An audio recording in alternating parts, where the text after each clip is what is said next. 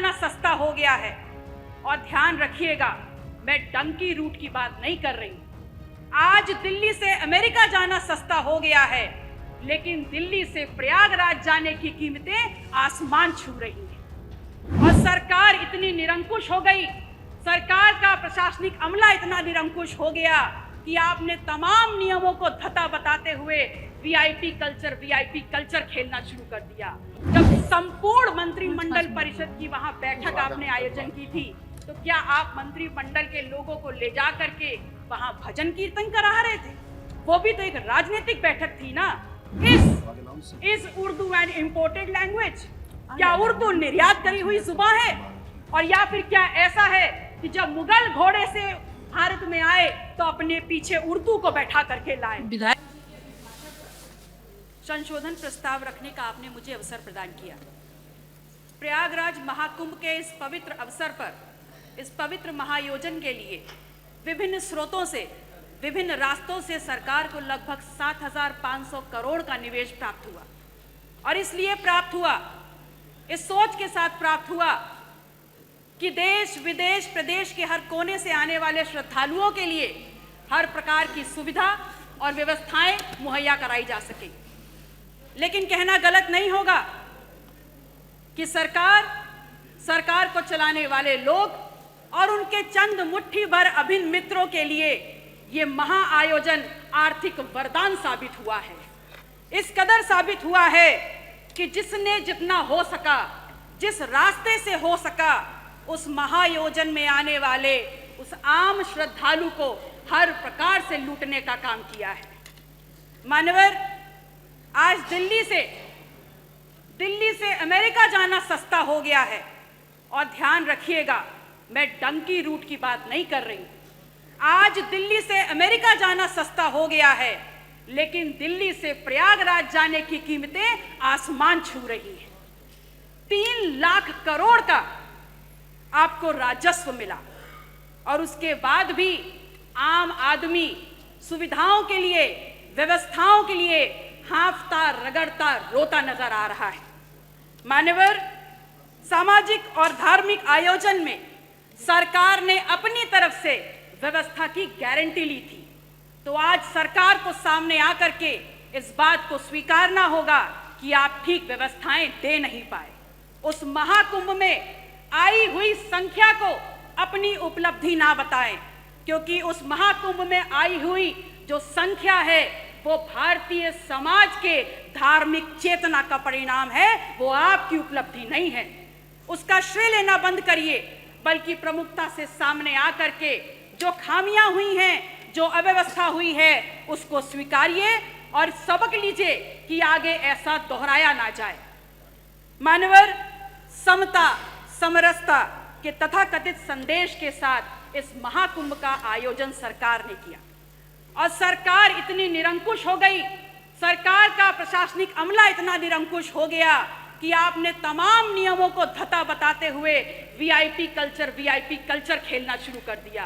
और इस कदर उसको आगे बढ़ा दिया कि वहां पर वर्गीय विभेद के कारण अव्यवस्था और वहां पर भगदड़ की भेंट चढ़ गया। आम जन की आस्था, आम जन की भावनाएं के साथ जो खिलवाड़ हुआ है, वो महज निंदनीय मात्र नहीं है, बल्कि एक पाप है। और वो पाप इस कदर है कि किसी भी प्रकार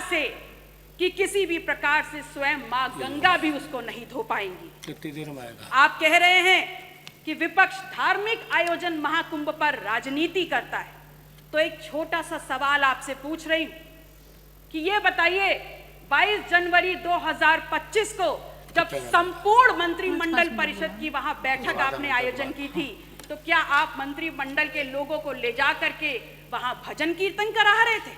वो भी तो एक राजनीतिक बैठक थी ना। तो फिर राजनीति विपक्ष कैसे कर रहा है? असल में राजनीति कंप्लीट 100% शुद्ध राजनीति तो आप कर रहे हैं, और उसमें भी इस कदर राजनीति कि आपने वहां पर भी, उस पवित्र स्थल पर भी पिछड़ों को पीछे ही छोड़ दिया। आपका नारा है सबका साथ, सबका विश्वास, सबका विकास। तो अगर बात विकास की है, अगर बात विश्वास की है, तो फिर ये बताइए कहाँ है विकास, कहां है सबका साथ और कहां है विश्वास?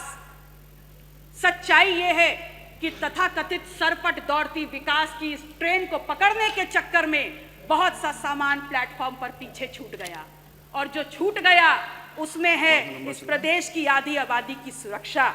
जो प्लेटफॉर्म पर छूट गया वो है नौजवानों की नौकरी का सपना, और जो पीछे छूट गया उसमें है शब्दों की मर्यादा और हमारा अदब। शायद इसीलिए उस दिन सदन में जब विपक्ष के द्वारा विधानसभा की कार्रवाई में उर्दू को सम्मिलित करने की बात की गई तो यहाँ पर अशोभनीय और असंसदीय भाषा का प्रयोग किया गया।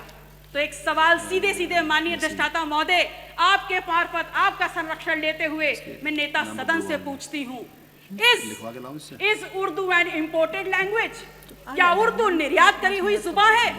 और या फिर क्या ऐसा है कि जब मुगल घोड़े से भारत में आए तो अपने पीछे उर्दू को बैठा करके लाए? विधायक जी, 5 मिनट हो गया। धन्यवाद। माननीय अध्यक्ष जी, 1 मिनट और। माननीय अध्यक्ष जी, मैं सिर्फ इतना कहना चाहती हूँ कि महामहिम राज्यपाल ने हालांकि थोड़ा ही भाषण पढ़ा, पर मैंने देखा हर छोर पर भारत प्रथम स्तर पर है।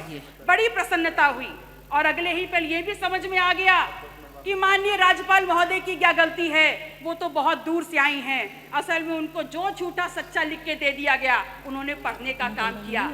अगर सच्चाई समझना चाहते हैं तो समझ लीजिए कि NCW के 2024 के आंकड़ों में उत्तर प्रदेश यदि फर्स्ट है तो महिला के ऊपर और अपराधों में फर्स्ट है। अगर फर्स्ट है तो बाल यौन शोषण के मामलों में फर्स्ट है। कल प्रदेश के मुखिया जब सदन में बात कर रहे थे तो कुंभ में हुई दुर्घटना पर षड्यंत्र की उन्होंने एक तरफ इशारा किया। उन्होंने बताया कि खिलाफ साजिश हो रही है उनकी सरकार के और उनके खिलाफ। तो ये सवाल सिर्फ उनका नहीं है, पूरे विधायक जी धन्यवाद। मैम 30 सेकंड खत्म हो रहा है। लास्ट माथे पर कलंक लगा है। ये सिर्फ सरकार को बदनाम करने का शिकंजा नहीं है, अपितु ये समूचे उत्तर प्रदेश, पूरे सदन, चाहे पक्ष के लोग हो चाहे विपक्ष के लोग हो, ये पूरे उत्तर प्रदेश की गरिमा पर प्रहार है। कुंभ ना सरकार का आयोजन है ना भारतीय जनता पार्टी का आयोजन।